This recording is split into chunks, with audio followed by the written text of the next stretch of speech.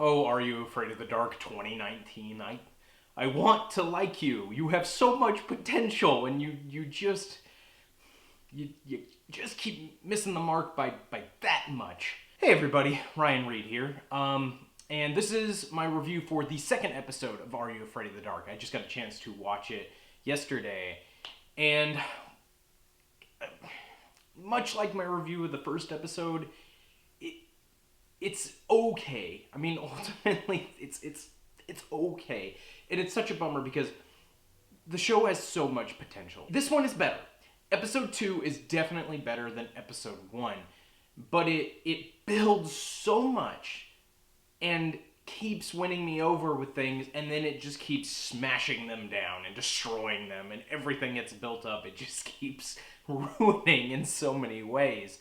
So spoilers for the episode ahead. If you have not watched it, go check it out. The new episode is actually going to premiere tonight, the final episode of the 3 episodes. So if you haven't watched episode 2, go check it out, come back to this review, and then prepare for the final episode tonight on Nickelodeon. As always, let me start with some of the positives of the episode. Once again, the episode is shot fantastically. I'm guessing this is probably going to be a running theme because I believe each episode, I'm not 100%, but I'm pretty sure each episode was directed by the same person. They probably just shot it like a movie and then just split it into 3 parts. But yes, so it's shot beautifully. It feels a lot bigger than it probably was budgetarily. It has a lot of style to it. The scope is big. We actually get to go to the Carnival of Doom in this episode more than just the story. So basically the episode is about, it's a very, very simple episode, which they extended over 45 minutes for some reason. But basically, Adam, the kid from the first episode, has gone missing. The kids all get together, the Midnight Society gets together, and they say, hey, this sounds exactly like your story, and I believe her name is Rachel, the main character, goes, yes, it does. I don't know where that's coming from. I totally just dreamed up this story, and, and then I turned it into a scary story for you guys. So as things start popping up, and, Rachel's able to kind of say what they are or what's going on, they start looking for Adam. At first, the Midnight Society is very hesitant. I actually really liked that. Rachel gives this big speech about like, hey, we need to band together and we need to find Adam. And they're all just like, no, like, you just, by telling us that this carnival is now real, that you completely made up, you just made this worse. And if they're taking kids, like, why would we want to go near that? Which actually, the expected route is to say, oh yes, we're all going to get together and fight this, but they're kids. They're in high school or middle school or whatever. I'm pretty sure it's high school. But, they're all together and they're like, no, are you kidding me? Are you crazy? And honestly, that's a pretty real response. And I liked that. I liked that aspect of writing, to be like, yeah, no, these are kids still. Like, yeah, they get around a campfire and they tell scary stories, and apparently in this version they wear weird, creepy cult masks, but they're still kids when it comes down to it.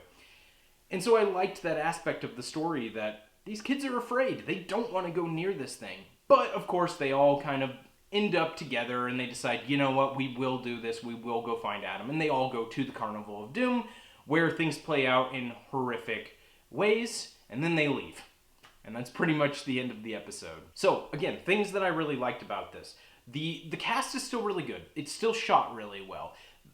The actors do the best that they can with the script that they're provided. When the show gives them moments to really grow, to be people, to not just be these one-dimensional characters, to be real people, the cast does an amazing job, and these characters are likable in those moments.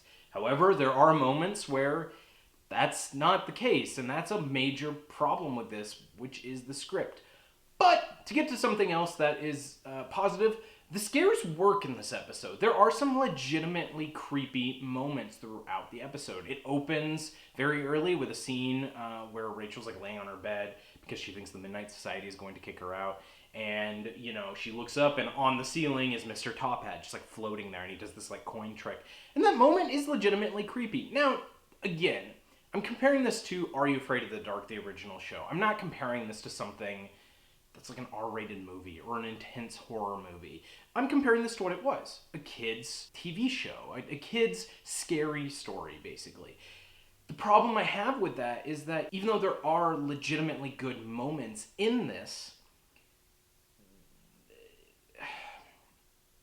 they're ruined by less than stellar moments. And I think you can do kids horror correctly. I don't think it has to be watered down or lame. Look at Scary Stories to Tell in the Dark, which came out this last year, or even the Goosebumps movie, which took a more funny approach to it, sure, but it was still a good kids horror movie. And it worked for what it was. Again, was it scary? No, but neither was Goosebumps, really. When you look back on them, they're pretty funny. But getting back to some of the actual moments that work really well, there's also a moment where Rachel's hanging up these missing posters for Adam, and the kids walk away, and then you see the posters and all the ink starts running off of them, and it's really creepy and really weird and really unsettling, and I really, really, really liked that. Again, it's subtly creepy, and that's where this show works the best, is when it's subtly creepy. Or just legit frightening. But the problem is when we get to those legit frightening moments, it's undermined. But we'll get to that. But again, really solid performances by the cast. When the plot works, it works really well. This carnival is very ominous, and even though, yes, these are things that we've seen before, like Mr. Top Hat floating on the roof, we've seen that with other horror movies, or just a creepy carnival and creepy clowns. Yes, we've seen that a million times, but this show pulls it off fairly well. However, when we start running into problems is, honestly, it's mostly the script. The script is a major issue. Like I said, when they have those moments to be real characters, they work incredibly well. When they don't do that, when they write these stereotypes of characters, these archetypes, that's when the show has problems. And I have a lot of examples of that. One of them, again, the weakest character in the show still is the girl who wants to be a filmmaker. They keep writing her as this one-dimensional, I'm a serious director, and I am above all of you, and I'm better than all of you. And I don't know why they keep doing that. I would much rather have had them take the Graham character, who's the horror movie fan, and combine him with this filmmaker, and maybe he wants to make horror movies. His enthusiasm for horror movies is much better of a representation of people who love movies than what they're presenting here. They're presenting this very lame character of I am a director, this very snobby person, and it does not work in a high school setting. They literally have a line at one point where Rachel comes up to her and she's like, "Oh, you like making movies?" And the girl's like, "No, I make films." And it's, why? Why include that? This character isn't fun to be around. We're not going to root for somebody who's super rude like that. And on top of it, we know ultimately these kids are not in true danger, that things will probably wrap up okay at the end of it. So it's not even like, as morbid as this sounds, it's not even like a slasher movie where you can be like, oh, that character's really annoying, but I bet you they're going to get a good death. That's not going to happen in this. So, ultimately, this character is just useless. They also have the popular girl. When she's a real person, when she's like, yeah, I'm the popular kid, but whatever, like, those moments work. But then when the writer adds in these moments of her being like, well, I can't hang out with Graham. I've built this social order, and people seeing me out in public with him is totally going to topple that. No, that's not fun or realistic. Definitely this whole, I'm a normal person, and then I'm a one-dimensional character. I'm a normal person, one-dimensional character. It completely ruins what the show is building towards, which is this group mentality of the Midnight Society. They come together for one reason. And honestly, if they were there and they were looking for this missing kid and somebody saw, they could have, why didn't they write that scene in? Why didn't they write a scene in where, this girl is seen with Graham, who's the horror movie fan, and people are like, her popular friends are like, why are you hanging out with him? And she's like, because we're looking for a missing kid. You know what? Right now, popularity doesn't matter. We're trying to find... That's a much more powerful scene, and it works much better with the themes of the show. Yes, they're not the main themes, but the themes of this group coming together, of kids from different groups in in high school or whatever. I think that's a much stronger message. It's a better message to put out, and it doesn't have to be a preachy moment. It doesn't have to be a moment where you sit there and you go, oh, all right, okay, this is the theme they're going for. They're trying to get their point across, that bullying is bad. It doesn't have to be that. It can be subtle and it can work just as well and it can be just as powerful. Something like that would have been way better. I would have taken that over one of the really lame romance scenes that they've written. Oh my god, they're so bad. And I don't just mean, in terms of, yes, I expected some sort of maybe high school romance or something like that coming from this. It was subtly there in the original Are You Afraid of the Dark. There were characters that they hinted, oh, maybe they're going to be, romantic or whatever. Or maybe they're going to date. Or even in the stories. Yeah, there's some cheesy high school romance stuff. That's fine. But this whole, oh, we're friends. We're just friends. Oh, awkward teen moment. Oh, it's so bad. And it's so poorly written. And it does not work. It doesn't work at all. It doesn't come off as endearingly cheesy. It just comes off as bad writing. That's a problem. Now, when it comes to the scares, the show works well up until a point. See, they have these moments where the kids kind of go their separate ways. They're trying to find Adam. They're trying to find this kid. And so Graham and the popular girl end up on the Ferris wheel. And I think his name is Gavin. Gavin and Rachel end up in the tunnel of love, of course, because maybe they're going to be romantic. And then, the filmmaking girl also brought one of her crew, they say, who's her director of photography with her. And they're running from this group of creepy clowns because they, even though there's a sign that says no filming, they filmed Mr. Top Hat's opening speech. And when they look back at the footage, he's not there. You can hear him and you see the light moving around to where he'd be, but he's not there.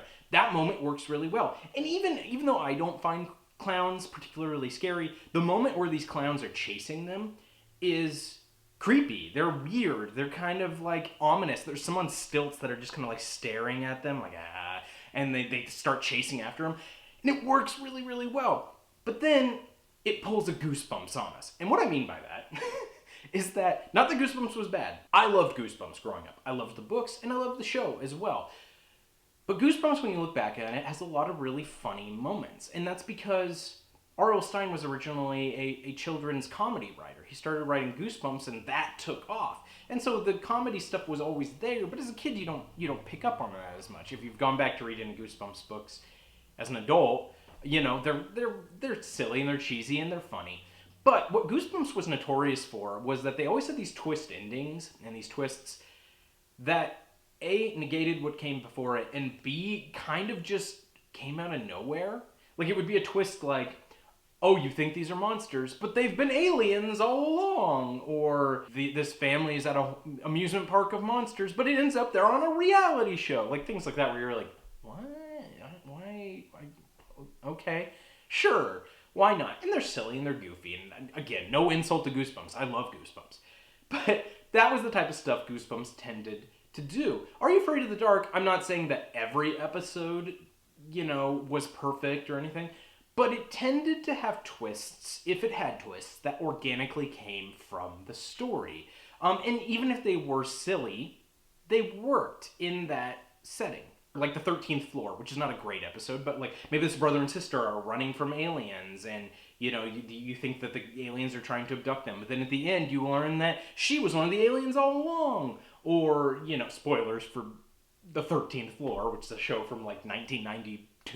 But I'm trying to think of another one that's really popular, so I'm not spoiling some of the lesser known episodes. Or the Nightly Neighbors episode, where these kids think vampires move in next door, and then you find out, oh, the family, they're not actually vampires, they just they work at a blood bank and stuff. But then you do find out, oh, the kid that they have, the little boy who's, their son, has been sick the whole time. Well, he's not sick. No, he's the vampire, and he's in control of the adults. And stuff like that, where you're like, okay, looking back, you're like, that's kind of silly, but it works for that show, and it organically comes from the story.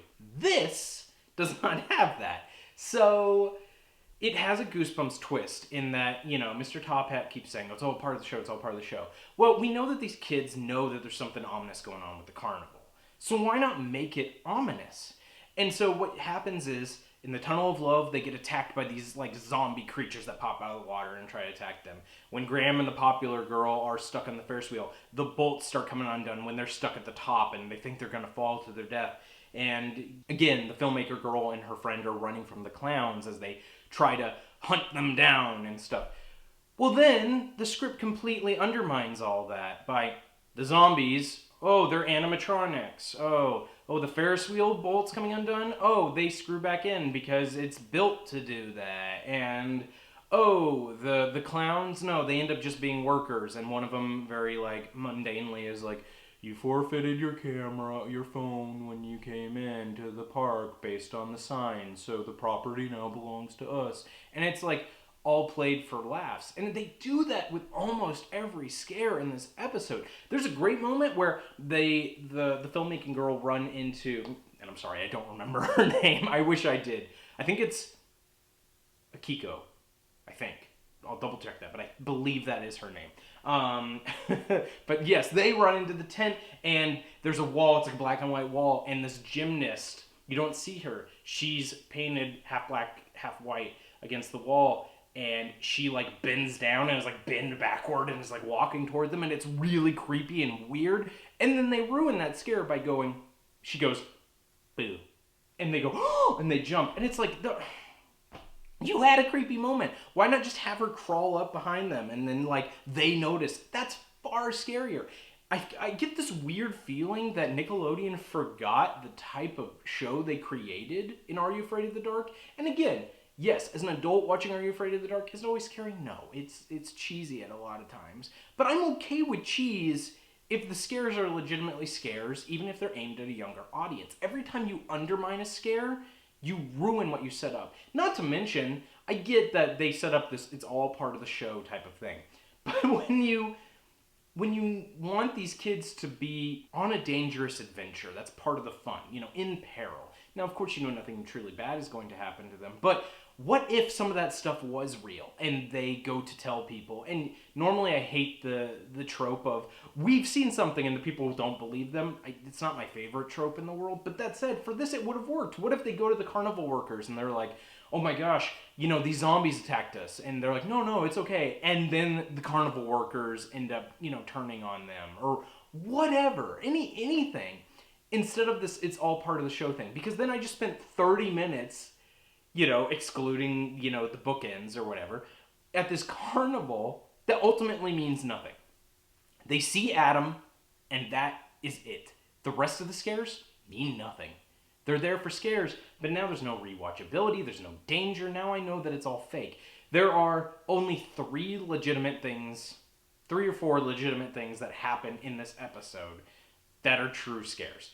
Mr. Top Hat on the ceiling, the ink running off the posters, the cop brother of the filmmaking girl, he goes to investigate, they give him this anonymous tip, and he goes to investigate, and he meets Mr. Top Hat. Mr. Top Hat says something like, let me shine some light on this situation. They cut to the exterior, and then, light flashes out the windows, and then, later on you see him, and he's, like acting weird and strange, and he doesn't remember why he's there, and then the one at the very end, there's a twist at the very end, which is Gavin, the pretty boy next door, he goes missing.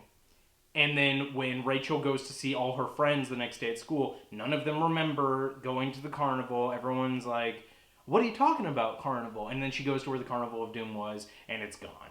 So that's the twist. And so now we're going to have episode 3, and I'm sure they'll, go to defeat Mr. Top Hat and stuff. But it's like, you had so many good moments. And legitimately, there are moments in the original series where kids are put in danger, and not every episode ends happily. There are some legitimate dark endings to Are You Afraid of the Dark? As dark as you could go with a kid's, TV show. Whether that's the dark music where, the kids deals, it ends up partnering up with the closet that, eats people and stuff. Or Pinball Wizard, where the kid ends up stuck in a pinball game for eternity. And then there were legitimately scary creatures in Are You Afraid of the Dark? Tale of the Dead Man's Flow is probably my favorite episode, because that monster in that episode stuck with me my entire life, and it's still creepy to this day. The fact that they put that in like a kids TV show is insane. It's so weird and creepy, and if you haven't seen it, go watch that episode, because it's 10 times better than what they're presenting here. And that is such a bummer because it has potential. Also, side note, there is a Easter egg. There's a person wearing a Zebo mask who is the notorious clown from the second episode, Tale of Laughing in the Dark, of the original series, Are You Afraid of the Dark? And I'm sure there's some other Easter eggs in there that I've missed, but that one I spotted with my eye. I was like, oh, it's Zebo! Oh, that's awesome! So that's cool. And you know what? I'm not saying that the director or the writer or the people involved don't love the original series. You can tell that they did. But I feel like maybe there were studio notes, you know, where Nickelodeon's like, it can't be too scary because it's a TV movie or TV miniseries or whatever, or something, you know, or maybe it's just times have changed so much that you can't, you know, make as scary of a show. But those things are important, you know, not only as a fan of the series, but as a kid, you know, being scared is part of the fun. Or maybe I'm wrong, I don't know, but like for me that was, you know, I didn't, as a little kid, you know, I loved Halloween. I loved, you know, creepy like episodes of shows, and I loved Are You Afraid of the Dark? And you know, as I got older, I got into, you know, much scarier stuff and true horror movies. But that stuff introduced me to horror. It introduced me to scary shows and scary movies. I feel like this is a combo of everything 90s is nostalgic right now, so let's bring it back. It and Scary Stories to Tell in the Dark and all these movies are doing really, really well, you know, with about teen kids, so let's do that. And those things are great. I like that Are You Afraid of the Dark is back. However, I almost wish that this had just been called the Carnival of Doom. You know, call it the Carnival of Doom. Make it a side project of Are You Afraid of the Dark. Like, wouldn't it almost have been more fun if they had just called this Nickelodeon Presents the Carnival of Doom? And you watch the movie and you're like, wait, they're talking about the Midnight Society. Oh my gosh, this is an Are You Afraid of the Dark movie. Then you get kids who don't know Are You Afraid of the Dark watching this cool new movie. People who know Are You Afraid of the Dark get to experience it in a different way. And you surprise people by making an Are You Afraid of the Dark movie. However, I also know they didn't do that because they wouldn't get nearly as many views. Had Nickelodeon just made a TV movie called Carnival of Doom, I honestly probably wouldn't be talking about it like I am now. So I get it. I get the marketing. But either make it more like Are You Afraid of the Dark or make it legitimately scary. And so far they've done neither of those things. They've been around the campfire for a total of like 2-3 minutes. And these kids don't feel like the Midnight Society. But now we also know that this is in continuity with the original series because the Gavin, the pretty boy next door, says that like he gives Rachel something. I think it was a pocket knife or like a charm or something. And I tried to think about what it was in reference to with the original series, and I couldn't think of something. I was like, maybe it has something to do with Silver Sight, but I don't think that was the same charm. But if you remember, please, if you're an Are You Afraid of the Dark fan, you remember what that specifically is, please let me know. Tell me what episode it came from, because I was thinking about it, and I was looking back on the episodes, I was like, I don't remember what this is. But maybe it's a completely new thing. I don't know. But basically, Gavin says that one of the older kids from past generations passed this down, and when he felt like he didn't fit into the Midnight Society, they passed down to him as a reminder, and he's giving it to Rachel. And that was a cool moment. I like moments like that, and I like tying it into the original series. But now we know that this is in continuity with that, which makes certain things even more confusing. Like, at what point did the Midnight Society become like this weird babyface mask cult? When did that change happen? It's so, I don't know, but I'm rambling at this point. So, episode 2. Is it bad? No. Is it good? No. And we're kind of following the same trend as the first one. Maybe it'll be better, you know, the third episode will be better. I gotta watch the last one at this point. There's only 3 of them, so what's another 45 minutes to kind of finish out this story?